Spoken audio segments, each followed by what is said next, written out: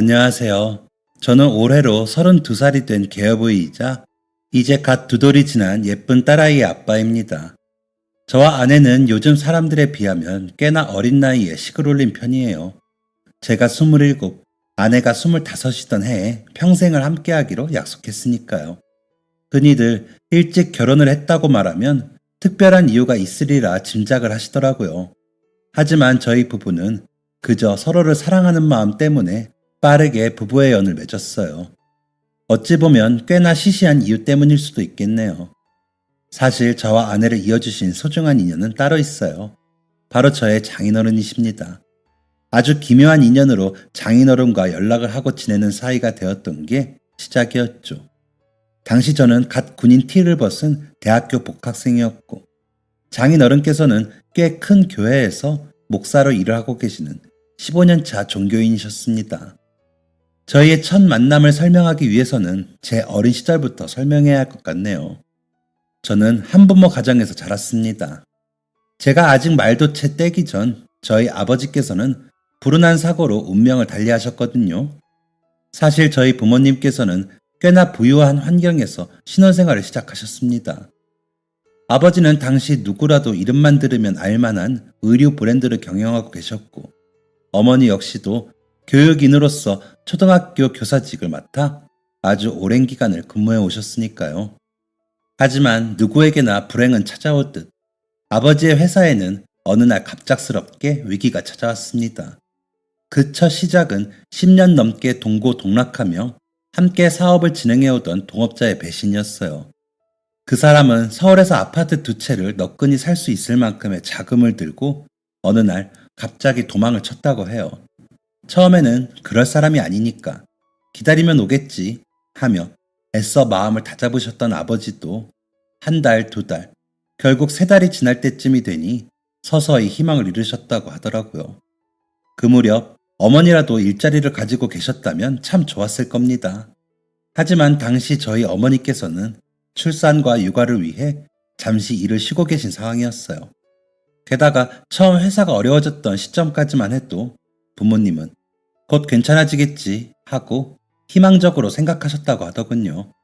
하지만 그런 희망적인 예상과는 다르게 아버지의 회사는 순식간에 아래로 곤두박질 치기 시작했습니다. 서서히 명성을 쌓아가던 기업이었지만 자금이 사라지고 난 뒤 갑작스러운 위기가 닥쳐온 거죠. 직원들의 월급을 제대로 줄 수가 없었던 아버지는 은행부터 시작해서 법망을 벗어난 고리대금 업자들에게까지 손을 빌려야 했고요. 한두 푼씩 빚이 쌓여가는 속도와 경쟁이라도 하듯 회사 사무실은 손 쓸 새도 없이 새빨간 압류딱지로 뒤덮여갔다고 합니다. 그쯤 되니 공장을 계속 운영할 여력도 없었고, 아버지는 본인 소유의 모든 건물과 땅을 전부 경매에 내놓으셔야 했어요. 심지어는 갓난아기였던 저를 포함한 세 식구가 오손도손 모여 살던 아파트까지도 빚쟁이들의 손에 넘어가야 했죠. 그 무렵 아버지는 피땀을 흘려가며 가족을 부양하려 애쓰셨어요. 해보지 않은 일을 손에 꼽을 정도였으니까요. 아침에 일어나면 기본적으로 우유와 신문 배달을 동시에 해야 했고, 그날 인력사무소에 나가 막노동까지 하셨죠.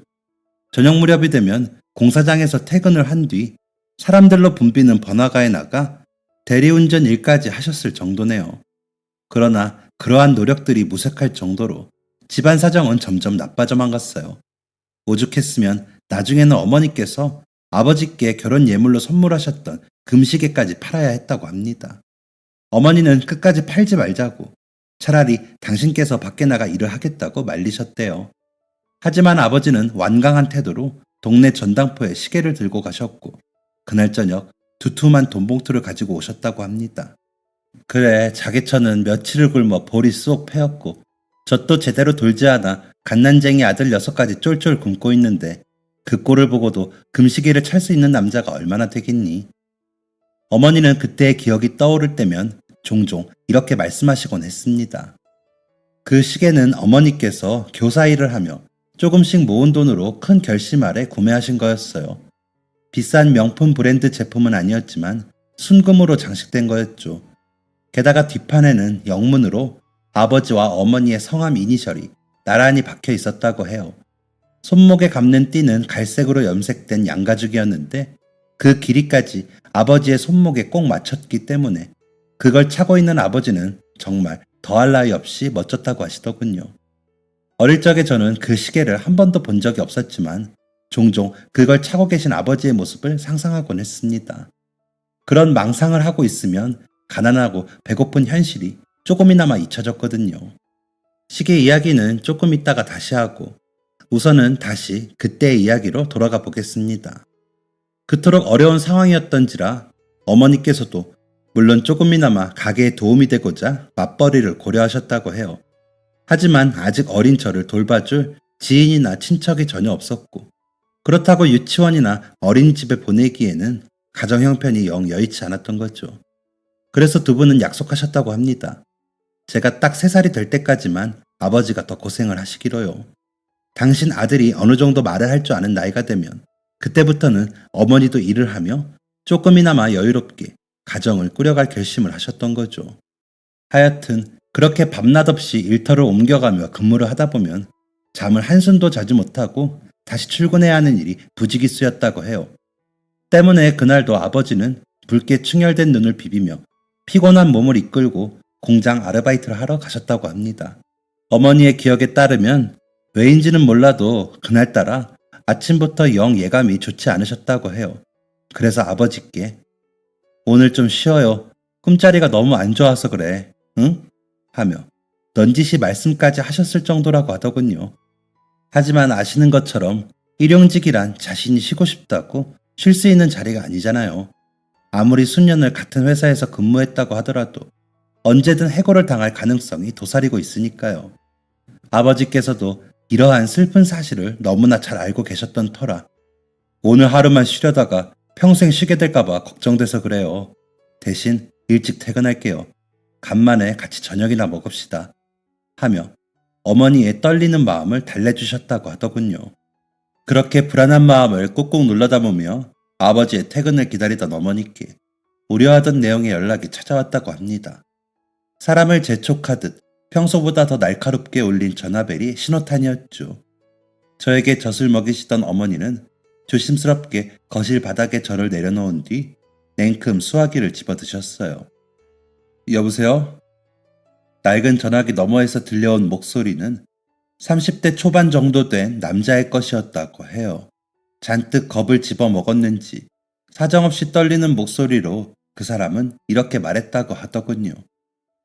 형수님, 수철이 형님이 사골당했어요.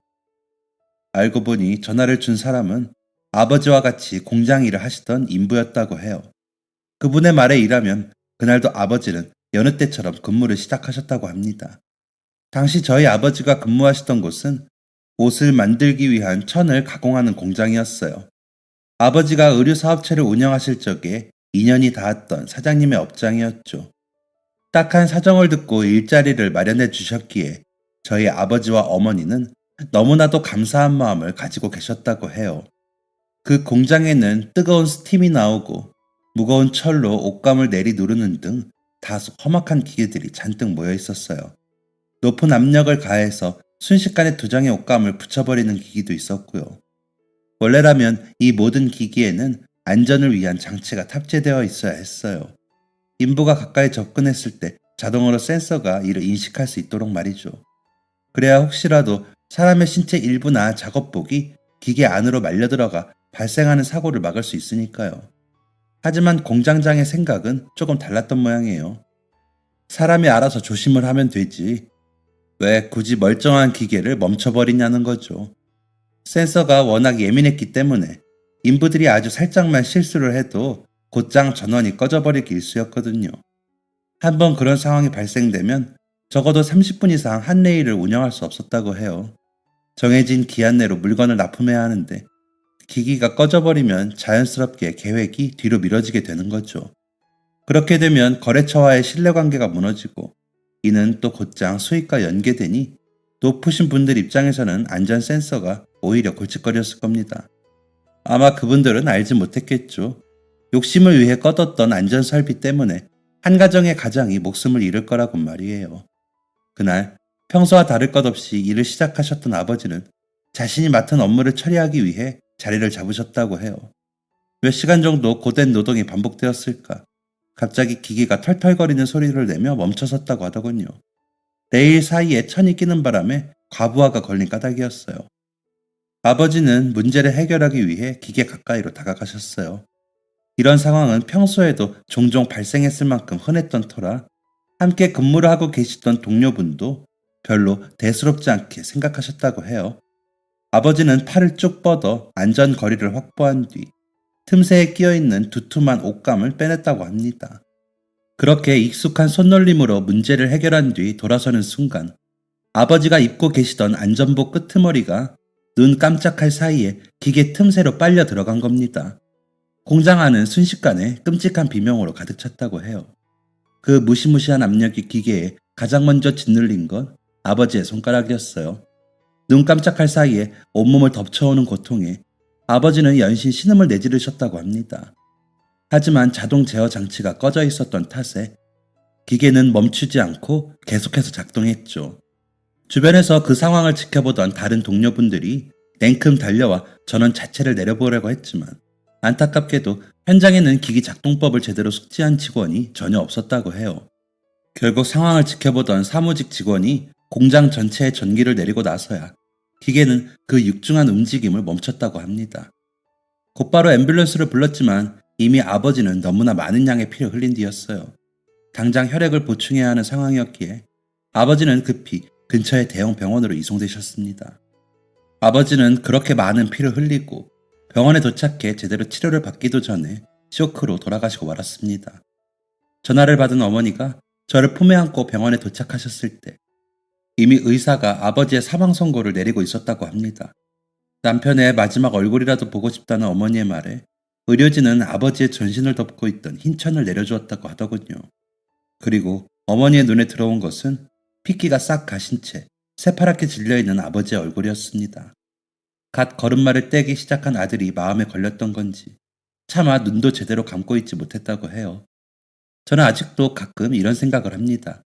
만약 그날 그곳에 있던 사람들 중 단 한 명이라도 기계를 끌 줄 아는 이가 있었다면, 아니, 그 전에 마침 그 순간 천이 말려 들어가지 않았더라면, 만약 아버지의 작업복이 몸에 딱 맞았더라면, 혹은 아버지가 빨리 병원으로 옮겨져 수혈을 제때 받았더라면. 하지만 이제 와서 이런 상상을 해봐야 무엇하겠어요.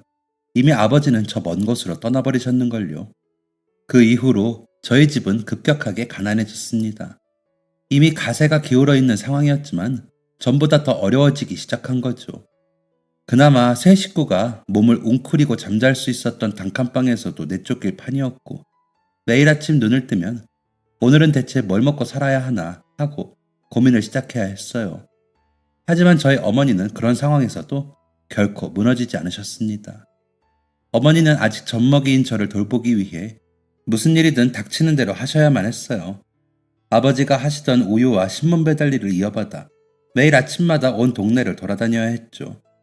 그나마 배달 대리점 사장님이 사정을 딱하게 여겨주신 덕분이었습니다. 근무지에서도 늘 저를 등에 업고 계셔야 했기에 웬만한 일은 시작할 수조차 없었다고 해요.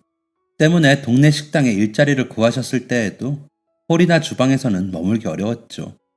대신 여름에는 뜨겁고 습한, 또 겨울에는 살을 애는 바람이 불어오는 뒷마당에서 펄펄 끓는 물을 받아 기름진 불판이나 그릇을 닦는 일을 도맡아 하셨다고 하더라고요. 제가 태어나지 않았다면 엄마는 그때 분필을 잡고 덜 고생하고 계셨을 텐데 다시 죄송해지네요. 그동안에도 등에 업은 제가 혹여 덥고 추울까 걱정이 되었던 나머지 당신께서는 일바지 앞치마 차림이더라도 저에게는 꼭 계절에 맞는 옷을 입히셨다고 합니다. 여름에는 얼음팩을 제 작은 머리통 위에 얹어주셨고 겨울에는 똑딱이 손난로를 포대기 안에 몇 개씩 넣어주셨다고 해요. 너무 어렸던 터라 당연히 그때의 일이 기억나진 않습니다. 하지만 이제와 종종 어머니와 그 시절의 이야기를 나누다 보면 저도 모르게 눈시울이 붉어지고는 해요. 아무튼 저는 그렇게 어머니의 사랑과 주변 분들의 배려 덕분에 건강하게 무럭무럭 자라났습니다. 중학교까지는 가끔 필요한 참고서 외에는 돈 들어갈 일이 없어 괜찮았어요. 그나마도 다정하신 선생님들 덕분에 교사용 교재를 얻어 공부할 수 있었으니 상관없었죠. 물론 선배들이 입고 물려준 해진 교복 때문에, 무료로 먹는 급식 때문에 학우들에게 손가락질과 따돌림을 당하기도 했습니다. 대부분은 못된 말로 상처를 주는 정도였지만 아주 가끔은 손찌검으로 이어지는 경우도 있었어요. 그런데 참 의외죠. 저는 차라리 매섭게 날아오는 주먹질과 발길질이 더 견디기 쉬웠어요. 어린 날에 저에게 가장 큰 상처였던 건 제 부모님에 대한 욕설이었거든요. 각 학교마다 악한 친구들을 골라 괴롭히는 불량 학생들이 있잖아요. 제가 다니던 학교에도 그런 아이들이 있었습니다. 그 친구들은 쉬는 시간이면 제게 다가와 시비를 걸었어요.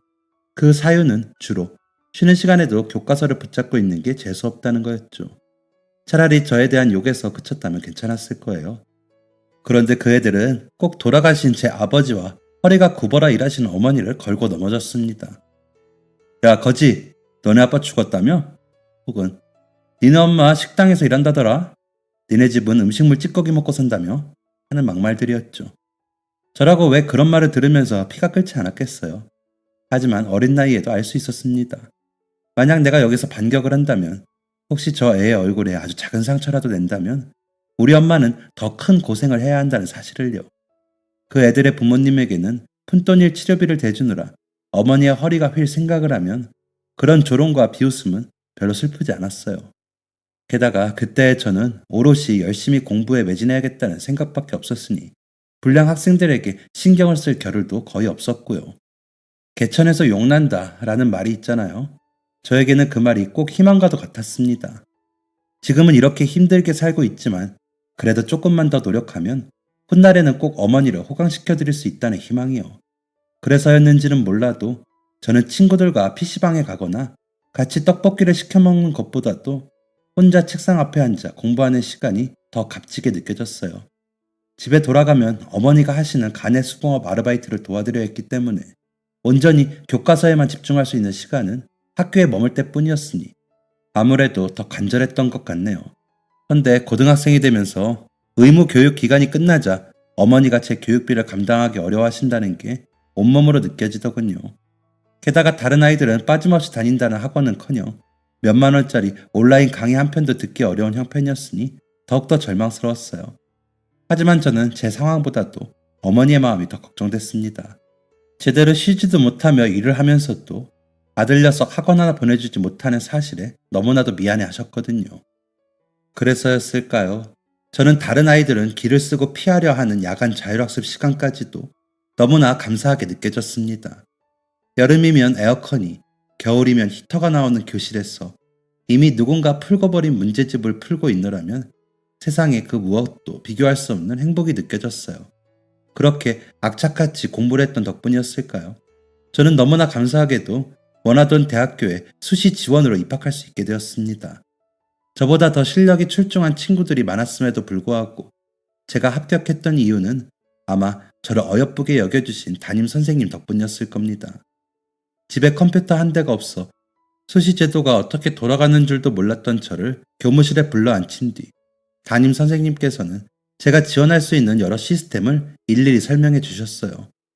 농어촌 특별 전형부터 사회적 배려자 우선 전형까지 다시 한번 읽어보고 고민할 수 있도록 그 두꺼운 서류를 프린트해 주시기까지 했죠.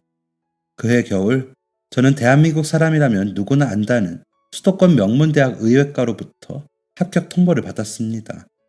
언젠가 꼭 훌륭한 의사가 되어 저희 아버지처럼 불의의 사고를 당한 사람들 살려주고 싶다는 꿈이 있었기에 합격 소식은 그 무엇보다도 값지게 느껴졌어요.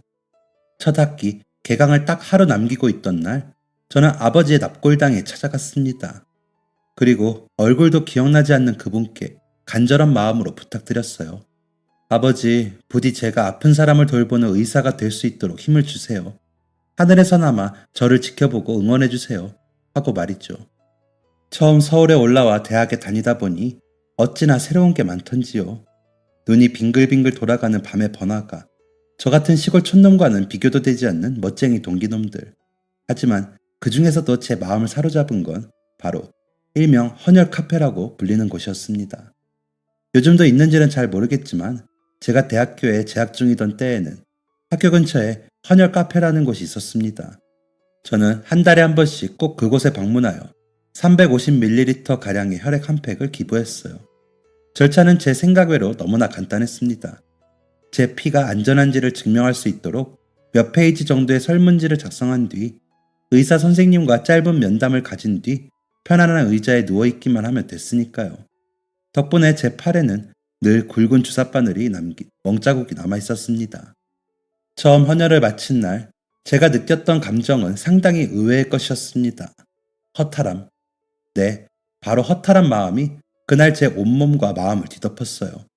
이렇게나 간단한 일이라는 게, 건강한 사람이 30분 정도만 시간을 투자하면 되는 일이라는 게 저를 허탈하게 만들었습니다.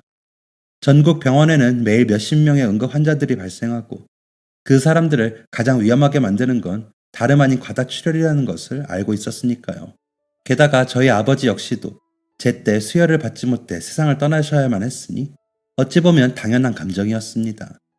내 몸에는 이처럼 넘치게 많은 피가, 혈관을 타고 계속해서 흐르는 피가 부족해서 죽어가는 사람에겐 얼마나 소중한지 알기에 그래서였습니다.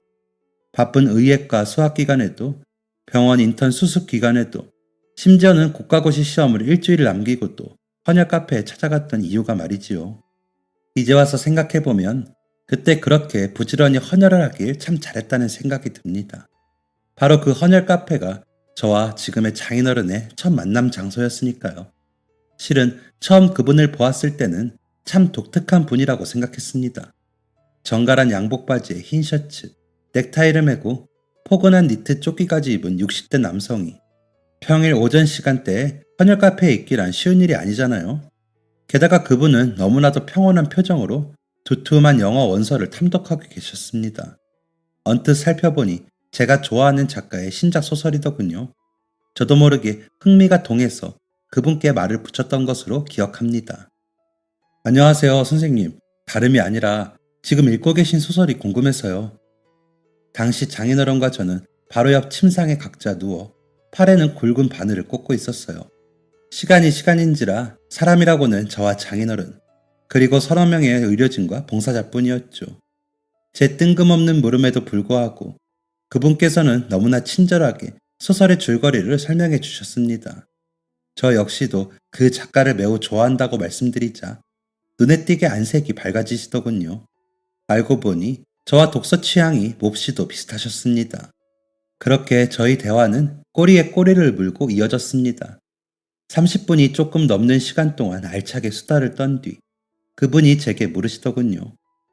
오랜만에 젊은 청년이랑 대화를 하니 참 재미있네요. 혹시 부담스럽지 않다면 차를 한 잔 대접해도 괜찮을까요? 저로서는 마다할 이유가 없는 제안이었습니다. 마침 수업이 없는 공강일이었고 자취방에 일찍 돌아가 봐야 쓸쓸하기만 할 뿐이었으니까요. 게다가 그분은 제게 묘한 향수를 불러일으키기까지 하셨습니다. 한 번도 느껴본 적은 없지만 만약 저희 아버지가 살아계셨더라면 딱 이런 모습이지 않았을까 싶더군요. 마침 아버지께서도 생전에 독서를 참 좋아하셨다는 이야기를 전해들었던 터라 이 우연치 않은 만남이 더욱 특별하게 다가왔습니다. 근처에 위치한 찻집에 들어가서 따뜻한 국화차를 마시며 더 깊은 대화를 나눴어요. 제게 나이답지 않게 어른스럽다고 말씀하시기에 일찍 아버지를 여인 터라 철이 빨리 들었다는 말씀을 종종 듣곤 한다고 가볍게 웃어 보였습니다. 그분께서는 그 이야기를 듣고도 저를 안타깝게 바라보지 않으시더군요. 오히려 제 아버지께서도 이런 저를 지켜보며 대견해 하실 거라고 저를 다독여 주셨습니다. 대화를 나눠보니 그분께서 왜 그 시간에 그 장소를 찾으신 건지 알 수 있었어요. 그분께서는 독실한 기독교 신자이자 목회자셨습니다. 마침 평일 예배가 끝난 뒤 여유가 생겨 헌혈을 하기 위해 방문하셨던 거였죠. 평소에도 종종 그곳에서 봉사를 하신다기에 곰곰이 생각해보니 이전에도 몇 번 스치듯 마주쳤던 기억이 나더군요. 사실 최군 말을 듣고 깜짝 놀랐어요. 사실 나한테도 비슷한 일이 있었거든. 그분의 입에서 나온 말은 제 귀를 의심케 하기 충분했습니다. 제가 과다출혈로 아버지를 잃었던 것처럼 그분께서도 수혈이 어려워 소중한 가족을 잃으실 뻔했다고 하더군요. 그 일이 한 15년쯤 전이었을 거예요. 나한테 딸이 하나 있거든. 결혼하고 5년이 지나서야 얻은 딸내미라 아주 애지중지 키웠어요. 여기까지 말씀하신 뒤 그분은 입이 마르는 듯 차를 한 모금 들이키셨습니다. 그리고 이야기를 이어나가셨죠. 말씀을 듣고 보니 대강 이런 이야기였습니다. 학원에 갔다가 돌아오던 길에 따님분께서는 지나가던 택시에 부딪혀 쓰러지셨다고 해요. 마침 부러진 뼈가 중요한 혈관을 찢어놓았고 그 때문에 제 시간에 앰뷸런스를 타고 병원에 도착했음에도 불구하고 피를 많이 쏟아 힘든 상황이었다고 하더군요. 당시에는 어찌나 겁이 나고 공포스럽던지 그저 눈을 꼭 감고 하나님께 연신 기도만 드렸어요. 제발 제 딸 좀 살려주세요. 아직 떠나기에는 너무 어린 녀석입니다. 하고 말이에요. 말씀을 하시는 와중에도 그날의 기억이 선명하게 떠오르는 듯 그분은 자주 고통스러운 표정을 지으셨습니다. 그런데 내 기도를 들으셨나 봐. 저 멀리서 간호사 선생님이 막 달려오시더라고요. 그리고 저랑 제 아내에게 잔뜩 상기된 얼굴로 마침 근처 병원에 따님 혈액형과 일치하는 혈액이 있다고 합니다. 지금 이곳으로 오고 있는 중이니 늦어도 15분 내로는 수혈 받으실 수 있어요. 하고 거의 탄성처럼 말을 하는 거예요. 그 대화를 나누던 때까지만 해도 저는 무신론자였습니다. 그런데도 왜인지 그분과 그 가족에게 벌어진 일이 마치 하늘이 주신 기적과도 같다는 생각이 들었어요. 그렇게 그분의 따님은 어린 나이지만 건강한 피를 수혈받아 복잡한 장시간의 수술을 무사히 견뎌냈다고 해요. 그리고 지금은 대학교에서 사회복지학을 전공하고 있다는 소식을 끝으로 그분의 긴 이야기는 막을 내렸습니다. 그러고 보니 최동준 군 혹시 나이가 어떻게 돼요? 그분은 은은한 미소를 띠며 제게 물으셨습니다. 네, 저는 올해로 25살입니다. 제 대답이 끝나자마자 그분께서는 다시 한번 질문을 던지셨어요. 군대는 다녀왔고요. 저는 다시 답했습니다. 네, 2달 전쯤 제대했습니다. 그러자 그분께서 환하게 웃는 얼굴로 이렇게 말씀하시더라고요. 혹시 만나는 사람이 없으면 우리 딸아이를 소개해주고 싶은데 어떻게 생각해요? 그 말씀을 처음 들었을 때는 사실 어안이 벙벙했습니다. 알게 된 지 반나절도 채 되지 않은 분께 따님을 소개받는 상황이 조금은 갑작스러웠거든요. 그런 제 심정이 얼굴에 그대로 드러났는지 그분은 다시 이렇게 덧붙이셨습니다. 그분은 다시 인자한 표정으로 너무 부담 갖지 않아도 돼요. 동준군이 참 훌륭한 청년인 것 같아서 물어본 거니까. 돌이켜보면 저희 장인어른께서는 당시 저의 겉모습보다는 내면을 더 중요하게 생각하셨던 것 같아요. 그도 그럴 것이 그때 저는 정말이지 볼품없는 고학생의 모습 그 이상도 이하도 아니었거든요. 낡아 빠진 체크 셔츠에 스크래치가 잔뜩 난 검정색 뿔테. 대학교에 다니는 내내 외모를 단장하거나 연애를 하는 것보다는 어서 수련의 과정을 마치고 싶다는 일념만 가득했으니 당연한 몰골이었을 겁니다.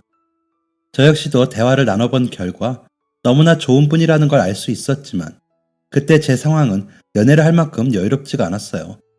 때문에 조심스럽게 거절의 말씀을 드리려던 순간이었습니다. 그분의 오른쪽 팔목에서 무언가 반짝이는 게 보이더군요. 그건 바로 금빛이 번쩍이는 손목시계였습니다. 그런데 참 이상하게도 분명 난생 처음 보았을 그 시계가 제게는 너무나 익숙하게 다가왔습니다. 골똘히 생각을 해보아도 어디서 봤는지 기억조차 없는데 마치 어릴 적부터 보았던 물건인 양 느껴지더군요. 그때였습니다. 무언가가 갑자기 제 머릿속을 스쳐 지나갔어요. 저는 순간 예의를 잊은 채 그분의 팔을 덥석 잡았습니다. 선생님, 혹시 이 시계 한 번만 구경해 볼 수 있을까요?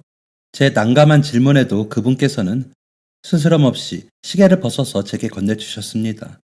그리고 그걸 한동안 빤히 관찰한 뒤에야 깨달을 수 있었어요. 오랜 세월의 때가 탔지만 여전히 선명한 금빛, 도톰하고 값비싸 보이는 갈색 가죽띠, 그리고 결정적으로 시계 뒷판에 새겨진 부모님의 이니셜까지. 네, 맞습니다. 그건 바로 저희 아버지가 어머니로부터 선물 받으셨던 그 시계였어요. 직접 본 적은 없었지만 어머니로부터 이야기를 많이 들었고 사진으로 본 적이 있었던 터라 알아차릴 수 있었지요. 그걸 보는 순간 왜 그렇게 감정이 북받쳐 오르던지요. 살면서 여지껏 꾹꾹 눌러왔던 모든 서름과 눈물이 화산처럼 뿜어져 나오는 것만 같았습니다. 저는 그대로 무릎에 힘이 풀려 맨바닥에 주저앉았고 산만한 덩치로 3살짜리 꼬마 마냥 엉엉 소리내어 울었습니다. 그 꼴이 참 개성스러웠을 거예요. 분명 찻집 안의 모든 사람들이 신기한 구경거리 마냥 쳐다봤을 겁니다. 하지만 그분께서는 놀라시긴 했지만 오히려 무릎을 꿇고 앉아 저를 꼭 끌어안고 천천히 차분하게 등을 쓸어주셨습니다. 왜 우냐고, 무슨 일이냐고 흔한 질문 한마디 없이 그저 따뜻한 품으로 마치 제 친아버지처럼 저를 달래주셨어요. 그렇게 한참을 눈물이며 콧물까지 쏙 빼고 나서야 저는 겨우 진정할 수 있었습니다. 그분은 직원을 불러 다시 따뜻한 차 한 잔을 시켜주셨어요. 부끄럼도 없이 마구 울었던 저지만 울음이 그치고 나자 갑자기 귓볼이 빨갛게 달아오르는 게 느껴지더군요. 고개를 들지도 못하고 창피함에 몸둘 바를 모르고 있는데 그분이 제게 말씀하셨습니다. 무슨 일인지는 모르겠지만 그 시계에 사연이 있나 봐요. 사정은 묻지 않을게요. 하지만 오늘 제 얘기가 지루했을 텐데도 들어준 보답으로 선물하고 싶으니 받아줬으면 좋겠네요. 저는 한사코 거절을 했지만 그분께서는 쉽사리 마음을 바꾸지 않으셨어요. 제 손에 시계를 꼭 쥐어주시고는 나중에 사연을 이야기해달라고 하시더군요.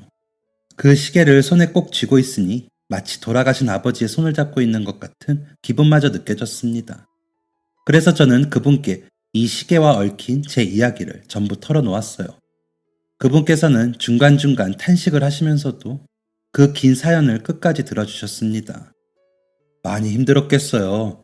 그런데도 이렇게 잘 자랐다니 내가 다 대견스러워요. 참 고생했고 이제는 좋은 일만 있을 테니 걱정하지 말아요. 그분은 두툼하고 주름진 손으로 제 손을 어루만지며 위로해 주셨어요. 그 순간 알겠더군요. 이분과 만난 것은 단순한 우연이 아니라는 걸 말이에요.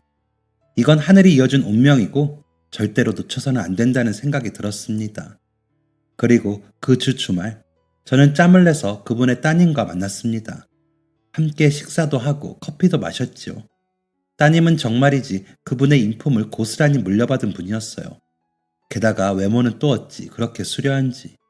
또렷한 눈망울과 오밀조밀한 코, 앙증맞은 입술까지 하늘에서 내려준 제 이상형과도 같았습니다. 게다가 그 새하얀 피부는 또 어떻고요. 다행스럽게도 그분의 따님 역시 저를 꽤 좋게 봐주었더라고요. 저희는 연락처를 주고받았고 종종 함께 만나 밥을 먹는 사이가 되었습니다. 그러다가 용기를 낸 저의 고백으로 연인 사이까지 발전했고요.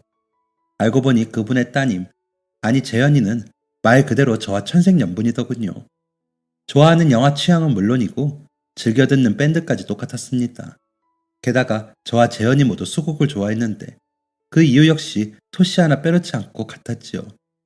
연보랏빛 날개들이 오손도손 모여있는 것 같아서 남이 들으면 우스운 묘사라고 할 수도 있겠지만 저는 어릴 적부터 수국을 보면 꼭 나비들이 날개를 쭉 펴고 다 같이 모여있는 것처럼 보인다고 생각했었거든요. 그런데 어느 여름날 함께 식물원에 갔다가 수국을 본 재현이도 꼭 같은 말을 하는 게 아니겠어요? 그 순간 깨달았습니다. 이 여자를 절대 놓쳐서는 안 되겠다고요. 그래서 저희는 남들보다 조금 일찍 식을 올렸습니다. 제가 갓 수련회를 마치던 해였죠. 워낙 바쁜 시기에 부부의 연을 맺은 터라 부끄럽지만 신혼 시절의 저는 영 좋은 남편은 아니었습니다. 하지만 재현이는 그런 저를 조금도 탓하지 않았어요. 오히려 의사로서 제가 사명감을 잃지 않도록 늘 힘이 되는 말을 아끼지 않았죠. 게다가 여유가 있는 날이면 달걀말이며 볶음밥이며 맛있게 요리를 해서 도시락까지 사다 주었어요. 그걸 먹을 때면 참 제가 도대체 무슨 공을 이뤘기에 이렇게 행복한 생활을 하는가 싶어 감격스럽기도 했고요. 저희 어머니는 제가 듬직한 신랑으로서 예식장에 입장하는 순간 눈물을 터뜨리셨어요. 제 모습이 꼭 결혼 당시 아버지를 떠올리게 했다는 게 이유였죠. 가난한 집에서도 너무나 잘 자라주어서 고맙다고까지 하셨습니다. 정작 저를 장성으로 키워내느라 고생하신 건 엄마시면서요. 어머니와 재현이의 사이 역시도 너무나 돈독하답니다. 주말이면 재현이는 귀찮다고 저를 끌고 꼭 어머니의 집으로 찾아가요. 혼자 계시느라 적적하실 텐데 딸처럼 친구처럼 편한 말동무가 되어드리고 싶다면서요. 가끔은 제가 없을 때도 둘이 만나서 데이트를 즐기는 것 같더군요. 어느 날은 온라인에서 최고의 인기를 누린다는 맛집에도 다녀오고 인기 순위가 고공행진하는 신작 영화도 보고 온다고 합니다. 어머니와 만나고 온 아내가 그 조그만 입술로 조잘조잘 자랑하는 걸 듣고 있으면 아들로서, 남편으로서 셈이 나기도 합니다. 그래도 가슴 언저리에서 피어오르는 행복감은 어쩔 수가 없네요. 아, 결혼 이후 저와 장인어른은 재현이와 장모님이 질투를 하실 만큼 가깝게 지내고 있습니다. 장인어른과 저를 이어준 금시계는 이제 제 손목에 있습니다. 그걸 차고 있노라면 제 친아버지의 온기와 함께 새아버지와 다름이 없는 장인어른의 따뜻한 배려를 느낄 수 있어요. 젊은 날에 어머니께서 손수 남편의 손목 둘레를 잰 뒤 만든 시계줄은 놀랍게도 제 손목에 꼭 맞습니다. 어머니는 그 아버지의 그 아들이라더니 손목 둘레까지 똑같네 하며 웃음을 지으셨지만 저는 사실 그 시계줄을 만질 때마다 아버지의 숨결이 느껴지는 것 같아 두 눈이 뜨거워지곤 합니다. 그 금시계를 받는 대신 저는 장인어른께 새 손목시계를 선물해 드렸습니다. 한사코 거부를 하시는 통에 손에 쥐어드리느라 고생을 하긴 했지만 요즘에는 그 시계가 없으면 외출조차 안 하실 정도라고 하니 뿌듯한 마음이 드네요. 요즘 장인어른과 장모님 그리고 저희 어머니는 종종 제 딸내미, 손녀를 보기 위해 저희 세 식구의 집에 방문하곤 하세요. 세 분과 제 아내가 눈에 넣어도 아프지 않을 딸아이를 둘러싸고 앉아 도란도란 정다운 대화를 나누는 모습을 보면요. 제 어려웠던 어린 시절을 고스란히 보상받는 것 같은 기분까지도 느낄 수 있습니다. 이 모든 게 하늘에 계신 아버지께서 제게 나눠주신 끝없는 은총과 은혜 덕분이겠죠. 심지어 몇 달 전에는 꼭 저희 아버지처럼 공장 사고로 실려온 남자 환자분의 손가락을 다시 붙여드리는 수술을 하게 되었습니다. 아버지가 부상을 입으셨을 때와는 다르게 의학기술이 발전했고 이제는 아주 얇은 신경 조직까지도 전부 다시 이어붙일 수 있게 되었거든요. 장장 5시간이 걸린 대수술을 마치고 수술방을 나서는데 뜨거운 눈물이 어찌나 멈추질 않던지요. 또 환자분의 아내 되시는 분께서 직접 찾아와 제 손을 잡고 연신 고맙다고 말씀하시는 순간에는 저도 모르게 울컥하는 마음이 들어 턱끝까지 차오르는 울음을 삼키느라 고생을 꽤나 했답니다. 그날의 기억을 저는 아마 평생 잊지 못할 거예요. 이제 아주 나중에 제가 죽어 하늘나라에 도착하면 저희 아버지를 만나 떳떳하게 자랑할 수 있을 것 같습니다. 당신의 아들이 생명을 살리는 의사가 되었다고, 당신과 같은 사고를 당한 이에게 다시 평범한 일상을 선물해 주었다고 말입니다.